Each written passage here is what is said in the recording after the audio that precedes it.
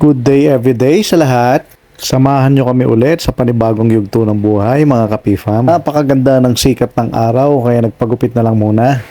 Online class sa mga kids ngayon kailangan ko makauwi agad para makapagluto. Alam mo na, medyo masama kasi ang pakiramdam ni Mami Pifam dyan. Kaya kailangan makapag-prepare na muna ng mga lulutuin. Sa bagay tayo naman ang ano ba lulutuin natin, syempre yung mga madalian na lang muna dahil hindi naman tayo expert. Kaya yung mga expert dyan, sabayan niyo po ako sa pagluluto ko dahil baka mapagalitan tayo. Medyo matagal-tagal na rin namang hindi nakapagluto kaya medyo nag-iisip-isip pa kung paano ang gagawin.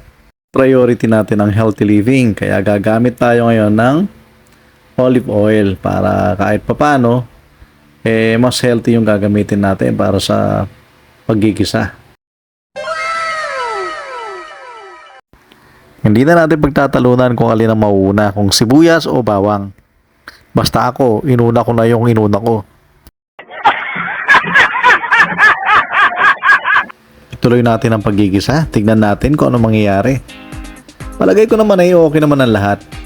At medyo ina-adjust ko nga lang din yung temperature ng ating lutuan dahil nga hindi ko kapisado, baka masunog. Tigilan mo yan! Tigilan mo yan! Kita nyo? Pinapatigil na tayo agad. Hindi ako gumagamit ng mga enhancers pagka nagluluto. So yung mga natural lang, mga bawang, sibuyas, ganyan. At saka yung mga paminta, pero hindi ako naglalagay ng kahit ano mga preservatives. Sabi ko nga, laging priority ang health. Kaya hindi ako gumagamit ng mga ganyan.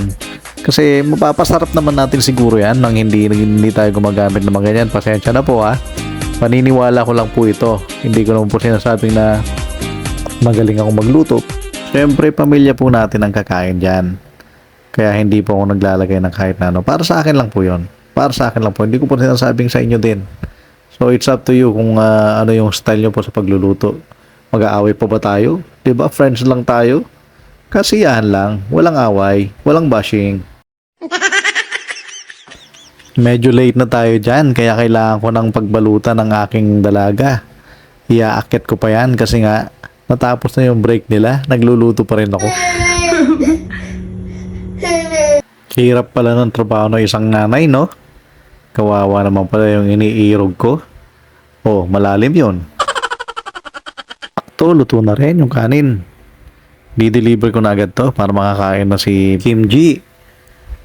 Dinadami-damihan ko rin din ang ilalagay kong kanin dyan para medyo tumaba-taba kasi medyo payatin siya eh.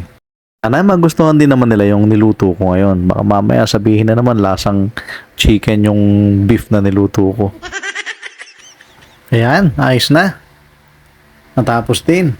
Maraming salamat po sa inyo sa panonood. Hanggang sa muli.